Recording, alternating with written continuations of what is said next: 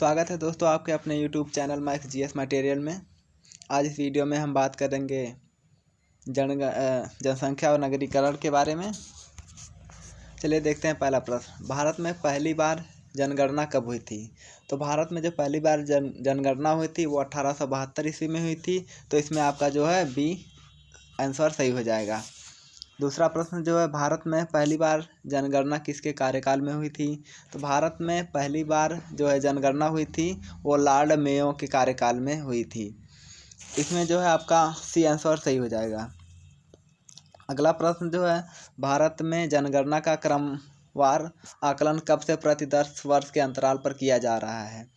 तो पहली बार जो जनगणना हुई थी वो 1872 में हुई थी, लेकिन जो 10 साल के अंतराल पर मानी जाती है वो 1881 ईस्वी से। इसमें जो आपका बी आंसर सही हो जाएगा। अगला प्रश्न, भारत में जन्म लेने वाले 1 अरबवें शिशु कन्या का क्या नाम रखा गया था? तो भारत में 1 अरबवें शिशु कन्या का नाम जो है आस्था रखा गया था। इसमें जो आपका डी आंसर सही हो जाएगा। एक इम्पॉर्टेंट क्वेश्चन आपको और बता दें जो इसमें इसकी नोट नहीं है। विश्व का जो 7 अरबवां शिशु है वो भी अपने भारत के उत्तर प्रदेश राज्य के लखनऊ जिले के घनौट गांव में हुआ था, जिसका नाम अर्गिस रखा गया था। इसके बाद देखते हैं दूसरा क्वेश्चन, जनसंख्या की दृष्टि से विश्व के बड़े देशों में भारत का कौन सा स्थान आता है? तो भारत का जो स्थान आता है जनसंख्या की दृष्टि से वो दूसरा स्थान आता है। चलिए देखते हैं अगला क्वेश्चन, 2011 की जनगणना के अनुसार भारत की जनसंख्या है। तो 2011 की जो जनगणना के अनुसार भारत की जनसंख्या 121.05 करोड़ थी और इस समय अब कुछ ज़्यादा बढ़ गई है। 2011 की जनगणना के अनुसार विश्व की कुल जनसंख्या में भारत की भागीदारी है लगभग 17.5%। जो विश्व की जनसंख्या का कुल भारत की जनसंख्या वो 17.5% है। अगला जो क्वेश्चन है हमारा, भारत में प्रति वर्ष किस देश की जनसंख्या के बराबर वृद्धि हो रही है? तो भारत की जो जनसंख्या है वो हर साल कितनी बढ़ रही है जो कि एक देश के बराबर है? तो वो जो है ऑस्ट्रेलिया। इसमें जो हमारा राइट आंसर ए हो जाएगा। इसके बाद जो अगला प्रश्न है, भारत के जनसंख्या के इतिहास में जनांकीय विभाजन वर्ष कहा जाता है। इसका जो आंसर हो जाएगा वो आपका ए हो जाएगा। चलिए देखते हैं अगला क्वेश्चन। अगला क्वेश्चन जो है, 2011 की जनगणना भारतीय जनगणना इतिहास की कौन सी जनगणना थी? तो 2011 की जो जनगणना थी वो हमारी 15वीं जनगणना है और स्वतंत्रता के बाद 7वीं जनगणना है। तो इसमें जो आपका सही आंसर हो जाए वो आपका सी हो जाएगा।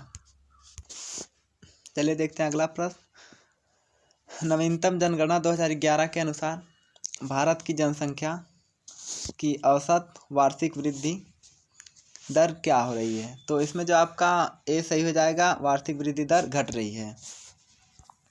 चलिए देखते हैं अगला क्वेश्चन, वर्तमान भारत में जन्म दर तथा मृत्यु दर से संबंधित निम्न में से कौन सा कथन सही है? इसका जो सही आंसर है वो आपका सी हो जाएगा, जन्म दर तथा मृत्यु दर दोनों गिर रही है। देखते हैं अगला प्रश्न, भारत की उच्चतम जनसंख्या वृद्धि दर है। इसका जो सही आंसर होगा वो आपका ऑप्शन बी हो जाएगा, 1961 से 1971 के दशक में। अगला जो प्रश्न हमारे, पिछले जनगणना दशक में भारतीय जनसंख्या की वार्षिक घातीय गुणित वृद्धि दर थी। इसका जो सही आंसर है वो ऑप्शन बी 1.64% थी। ठीक है, तो देखते हैं अगला प्रश्न, 2001 और 2011 में सर्वाधिक जनसंख्या वृद्धि दर वाला राज्य मेघालय दूसरे स्थान पर कौन सा राज्य है? तो पहले स्थान पर मेघालय और दूसरा जो राज्य है वो आपका ऑप्शन सी सही हो जाएगा, अरुणाचल प्रदेश।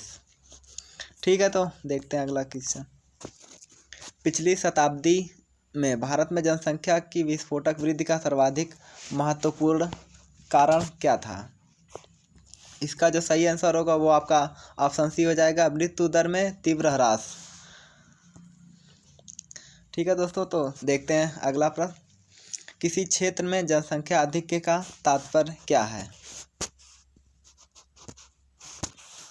इसका जो सही आंसर होगा वो आपका ऑप्शन सी हो जाएगा, जनसंख्या एवं संसाधन विकास से।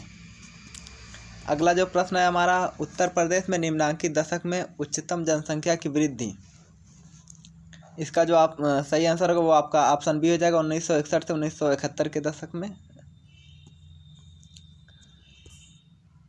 अगला जो प्रश्न हमारा है, निम्नलिखित में कौन जनसंख्या वृद्धि का प्रमुख कारण नहीं है? इसका जो सही आंसर होगा वो आपका चिकित्सा सुविधा।